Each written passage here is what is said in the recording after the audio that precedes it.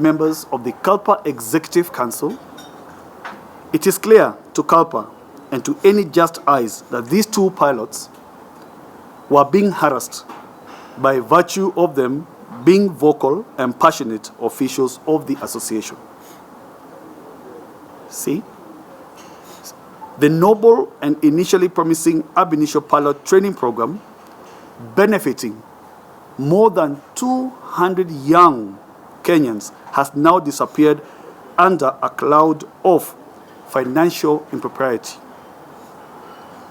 Kenya's management introduced a local bank to finance the program under dubious terms that to date remain deliberately hidden from the trainees, thereby tying them up in heavy long-term debt. The recipients have faced overwhelming harassment in their attempts to get full disclosure from the two parties and are distressed over continually altered terms with no avenue for recourse. KALPA has made numerous attempts to investigate and remedy the mystery and anomalies surrounding this scheme, but our efforts have been persistently and deliberately frustrated by Kenya's management to the detriment of the pilots' welfare. We humbly invite the country's investigative agencies to probe this scheme, to unearth the misconduct that we believe took place and bring those found guilty to book, and to stop the continued exploitation and harassment of our members. It will also clear the path for this once noble program to return for the benefit of young Kenyans, as this is in line with the current government's manifesto about empowering the youth and expanding employment opportunities. In response to our notice, the Chief Executive Officer mentioned that we have neither used nor exhausted the dispute resolution mechanisms that are available to us as per the Kenyan labor laws. This is not only force, but an attempt to paint KALPA and its membership in a negative light. To put the record straight, the Industrial Action Notice is the last resort in our attempts to seek better working conditions for our members and ensure that we have Kenya Airways, the national carrier, managed professionally. We have, in previous occasions, had discussions on the mentioned issues, but see little to no effort from the management in addressing them. In a reckless show of bad faith, Kenya's management has repeatedly breached lawful orders issued by the court and or adopted sneaky delay tactics into these legal processes. They have repeatedly snubbed bilateral and multilateral meetings that were aimed at settling some of these disputes. Their actions reinforce our contention that it is Kenya Airways management's failure that has gotten us to this point. Based on these actions, we firmly believe that no meaningful negotiations can proceed with the current management. KALPA is alive to the fact that the decision to withdraw our labor is far-reaching. As interested parties, firstly, as professionals seeking the best for the organization and the industry. Secondly, as shareholders in the company. Thirdly, as taxpayers seeking to ensure billions of taxpayers' funds are put into good use. And lastly, as employees who want an enjoyable working environment as they fend for their families. CALPA has the moral obligation to both question and shape the narrative around the airline's recovery and transformation. We are out to ensure not only the survival of this airline, but to keep it as the pride of Africa. CALPA is ready to support the government's turnaround strategy of the national carrier. Pilots have exercised great restraint in these circumstances and have continued to hold out hope for a favorable resolution. CALPA is agreeable towards and remains committed to genuine efforts aimed at resolving the current stalemate. Thank you.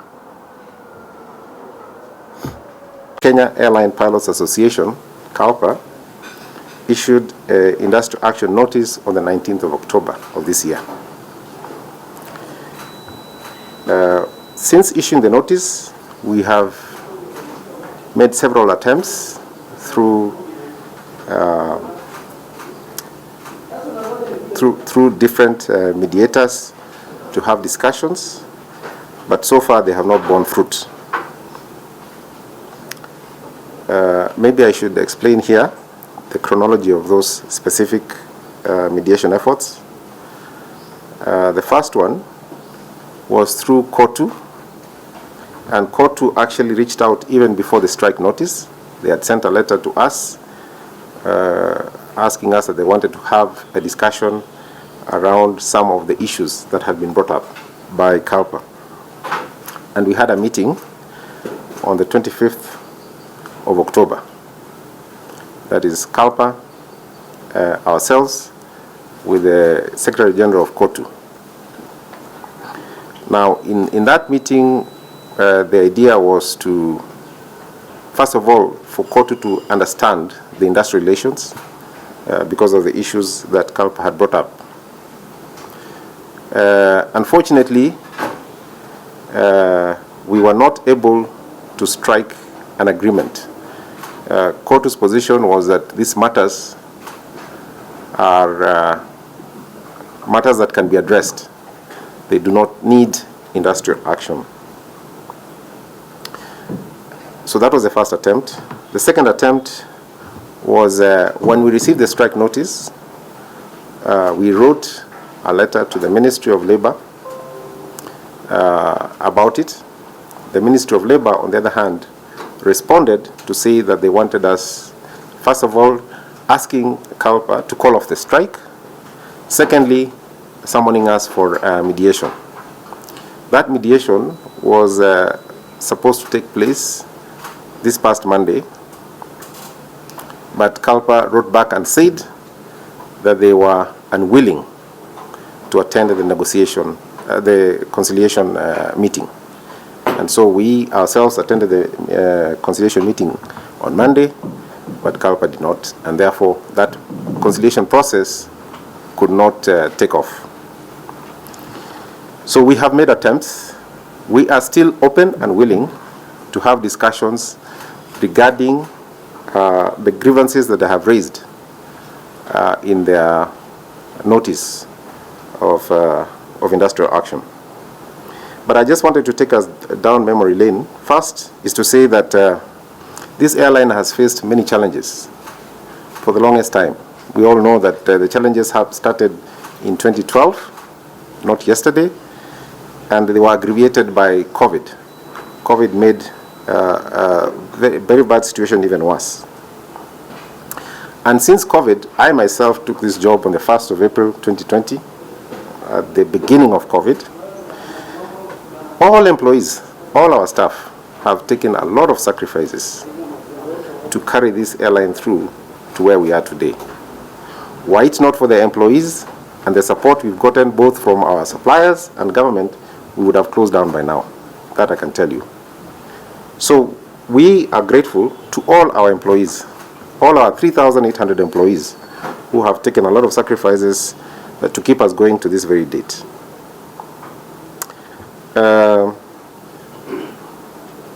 But what have we seen this year?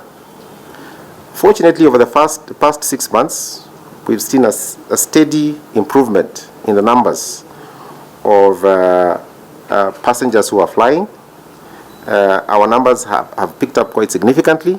In fact, we are ahead of budget by over 35%, and we are very encouraged by the recovery process. So this is a time when we need to redouble our efforts to attain what we have aspired to attain, which is to break even by 2024. We believe that break-even position is in sight, only if we maintain the momentum that we have started already.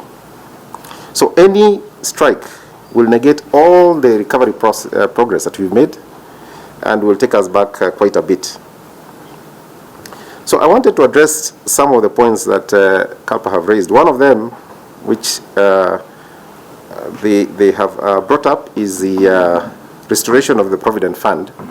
And in a moment, we will have the Chief People Officer address that point specifically. Indeed, we did close the fund for a period of time in May of 2020. Why? Because we could not fund, as sponsors, we could not continue funding the Provident Fund because we couldn't afford it. We didn't have money. We had closed down. So we closed the fund, and the fund was closed after, first of all, the trustees of the fund, who are the people who are responsible for running the fund, recognized that we as sponsors could not continue funding the Provident Fund. This was communicated to them, to CALPA, and to all employees by the trustees.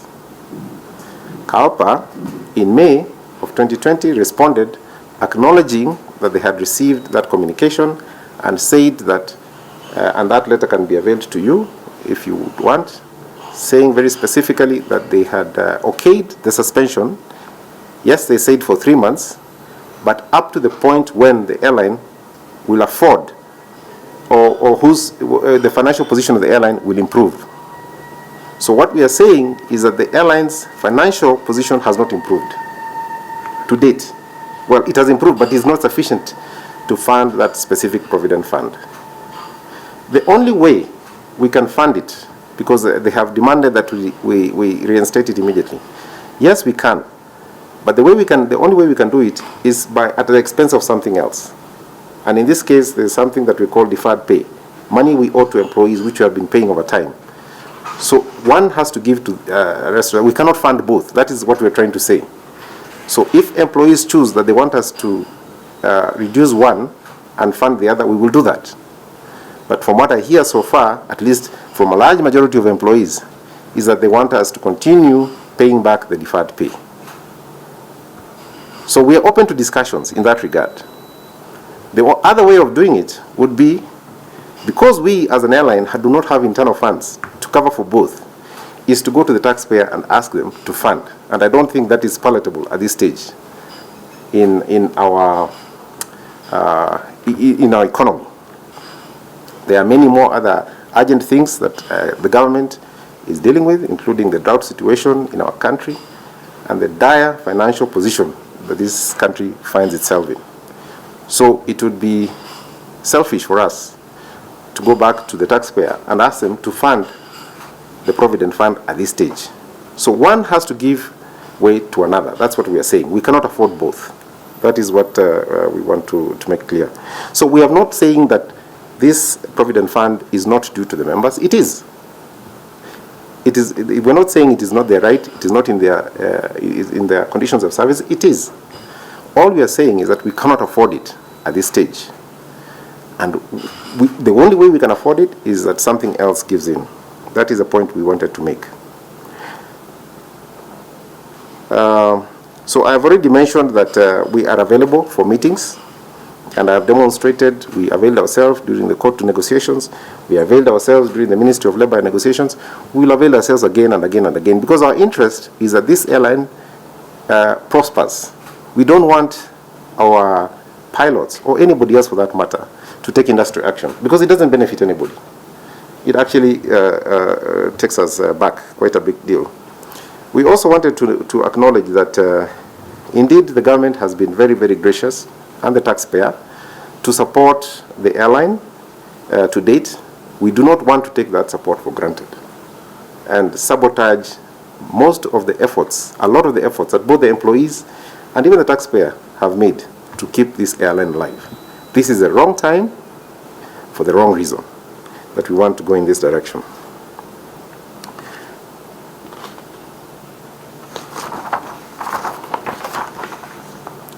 So maybe I should also state a few things that there's a lot of work that is going on behind the scenes. The work is to, first of all, bring the airline to a state that it can grow from. When I started, one of the things we discovered is that the airline has a very high cost base. The unit cost is high. So that has to be brought down. So what have we done so far?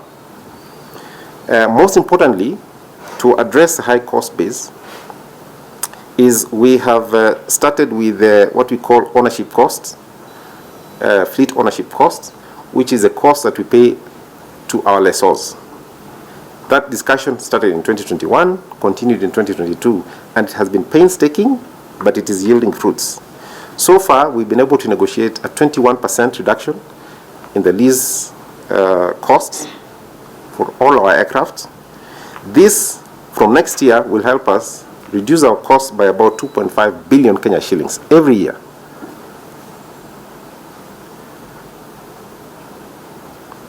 One of the other things we've also done after COVID, we started doing a rationalization of our fleet. In other words, which aircraft do we need and which ones we don't. So far we have returned, or are in the process of returning, 4 aircraft, which we call excess aircraft. Next off is we are currently in the process of negotiating a termination of some of our wide-body aircraft, the 777s, which are extremely expensive for us to run. These ones were contracted in 2014, and we would like to terminate those ones because they are very expensive for us to continue having. Then overall, what we would like to do is to reduce our overall cost of operations by 10% compared to our 2020 cost base. So we believe that those efforts of rationalizing our cost and our cost structure will make us have a good base from which we can grow. That's why we are saying that once these efforts that we've taken take root, that we are confident that 2024 would be a year that we will be able to break even, and from there on we can be able to grow, and growing on a cost base that is palatable, that we can be able to manage going forward.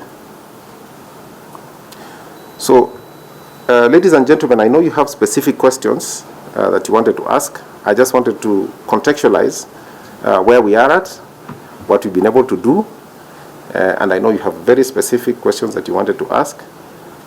So I'll be here to answer all these questions,